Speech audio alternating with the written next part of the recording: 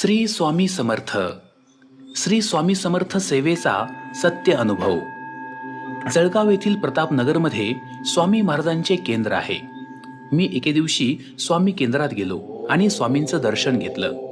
घरी निघताना माझ्या मनात विचार आला की आपण स्वामींची मूर्ती घरी घेऊन जाऊया. आणि मंदिरात असलेल्या दुकानातून मी महाराजांची पितळी मूर्ती घरी घेऊन आलो आणि देवघरामध्ये स्थापन केली. परंतु स्वामींची सेवा कशी करावी हे मला ठाऊक नव्हते. रोज फक्त देवांची अंघोळ, टिळा आणि अगरबत्ती मी लावित असे. मग असेच हळूहळू कधीतरी केंद्रात जात होतो, परंतु कोणाशीही ओळख नसल्याने कोणाला विचारावं ही मनात द्विधा मनस्थिती होती. एके दिवशी केंद्रात असणाऱ्या दुकानात नजर टाकली आणि तिथे असणाऱ्या अनेक पुस्तकांमध्ये मला नित्यसेवा हे पुस्तक दिसले. हे पुस्तक विकत घेण्याची माझी इच्छा झाली. त्यातल्या आरत्या, कालभैरव अष्टक मी रोज म्हणू लागलो. अशातच एक स्वामी भक्त माझ्या घरी आले. त्यांनाही संपूर्ण गोष्टींचं ज्ञान होतं असं नाही. त्यांनी मला सांगितलं, तुम्ही मूर्ती घरी का आणली? मूर्तीचे नियम खूप कठीण असतात. मूर्तीऐवजी तुम्ही एखादी स्वामी प्रतिमा आणायला हवी होती. तुम्ही लवकरात लवकर या मूर्तीचं विसर्जन करा. एकतर ही मूर्ती देवळात ठेवा किंवा ती वाहत्या पाण्यात विसर्जित करा. मी आणि माझं कुटुंब आता विचारात पडलो, काय करावं? पुन्हा माझे पाय केंद्राकडे वळले. परंतु आता आपल्याला कुणाशी तरी बोलावंच लागेल असा मी विचार केला. त्या दिवशी नेमका गुरुवार होता आणि केंद्रात स्वामी भक्तांसाठी प्रश्न उत्तरे चालू होती. केंद्रात असणाऱ्या एका सेवेकरी दादांना मी माझ्या मनातली समस्या सांगितली. ते म्हटले, आपण आपल्या बापाला कधी घराच्या बाहेर काढतो का? नाही ना? मग तुम्ही का मूर्ती न ठेवण्याचा विचार करता आहात? तुम्ही स्वामींना रोज अगरबत्ती लावत असालच. मग बस, स्वामींना ही सेवा देखील पुरी आहे. स्वतः स्वामींना तुमच्या घरी येण्याची इच्छा असल्यावर तिथं तुमचं आमचं काय चालणार? हे सगळं जे घडतं आहे ते स्वामींच्या इच्छेने सेवा करून घेऊ लागले. त्यामध्ये स्त्री सुक्त, पुरुष सुक्त, तारक मंत्र, कालभैरव अष्टक आणि स्वामी मंत्र अशा कित्येक सेवा आमच्या हातून स्वामी आपोआप करून घेऊ लागले. न चुकता अशी सेवा आमच्या हातून घडत गेली आणि दर गुरुवारी केंद्रात जाण्याची ओढ लागत गेली. पण अचानक सगळं व्यवस्थित चालू असताना आमच्या कुटुंबावर एक संकट आलं आणि इथून पुढे खरी परीक्षा सुरू झाली. सगळीकडे कोरोना व्हायरस या आजाराने थैमान घातलं होतं. अशातच माझ्या आईची तब्येत बिघडली आणि डॉक्टरांनी कोरोना टेस्ट करण्यास सांगितलं. रिपोर्ट नॉर्मल येण्यासाठी स्वामींची अधिकाधिक सेवा कशी करावी हे स्वामी सेवेकरींकडून मी जाणून घेतलं. त्यांनी सांगितलं, ही सेवा केल्याने रिपोर्ट नॉर्मल येईल. परंतु झालं उलटच.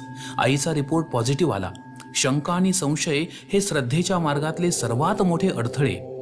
रिपोर्ट असा आल्याने मनात शंका निर्माण झाली आणि परिणामी स्वामींविषयी असलेली श्रद्धा जवळजवळ उडालीच. आईचा रिपोर्ट पॉझिटिव्ह आल्याने आम्हा कुटुंबाला सगळ्यांना टेस्ट करण्यास सांगितलं. पुन्हा आपला रिपोर्ट तरी निगेटिव्ह यावा यासाठी पुन्हा माझ्या लहान मुलासह सर्व क्वारंटाईन सेंटर इथे स्वामींची उपासना करू लागलो. पुन्हा माझ्यासह माझ्या परिवाराचा देखील सर्वांचा रिपोर्ट पॉझिटिव्ह आला. आता यापुढे स्वामी सेवा करायची नाही असं मी मनोमन ठरवलं. परंतु या मागेही स्वामींचीच लीला असेल हे आपल्यासारख्या सर्वसामान्य माणसाला कळत नाही. मला स्वामींची प्रचंड चीड येऊ लागली.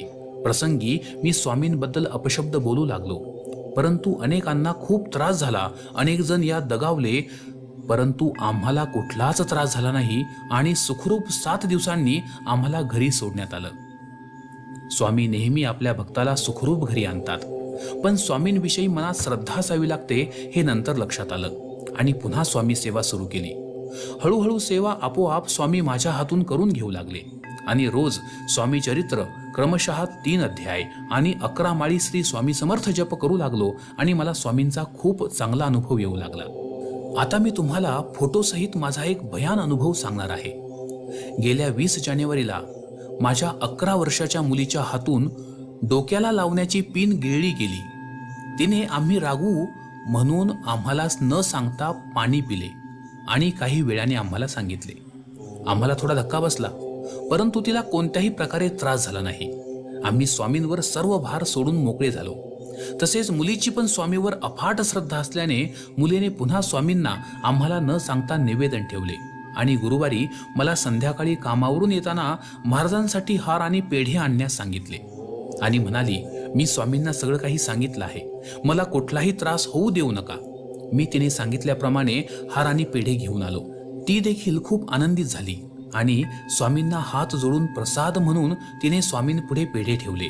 पण मुलीची जात असल्याने आणि वय लहान असल्याने मला स्वामींनी काय बुद्धी दिली आणि मी माझ्या ओळखीच्या डॉक्टरांकडून एक्सरेची चिठ्ठी लिहून घेतली आणि मुलीचा छातीचा आणि पोटाचा एक्सरे काढला तर एक्सरेत तिच्या पोटात पिन दिसत होती.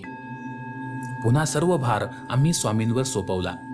स्वामी आपल्यावरच का संकट आणतात? तिच्या आईने तिला धीर दिला आणि म्हणाली, चूक आपण करावी आणि स्वामी काय करतील? पोटात पिन गेली तर ती एक्सरेमध्ये दिसणारच ना.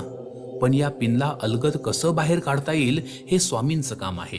तू फक्त स्वामींचं नाव घे, असे तिला आईने सुचवले. इकडे गॅस्ट्रो इंडोस्कोपीमध्ये प्रसिद्ध असलेल्या डॉक्टरांचा पत्ता मी मिळवला. एक्सरे रिपोर्ट घेऊन डॉक्टरांकडे गेलो. तिथे गेल्यावर डॉक्टर घरी निघण्याच्या तयारीत होते. काय काम आहे असे तेथील कंपाऊंडरने मला विचारले. मी त्यांना माझ्या मुलीची हकीकत सांगितली. तर त्याने मला पेशंट कुठे आहेत असं विचारलं. मी सांगितलं ती घरी आहे आणि तिला मला आणावी लागेल. इतक्यात तो स्वामी रूपात माझ्या मदतीला आला आणि म्हणाला, तुम्ही मुलीला आणाल तोपर्यंत डॉक्टर निघून जातील.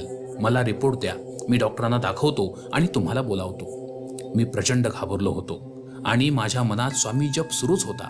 तितक्यात मला बोलावून आलं आणि डॉक्टर MD त्यांची फी 500 रुपये मी अगोदरच बोर्ड वाचून ठेवला होता.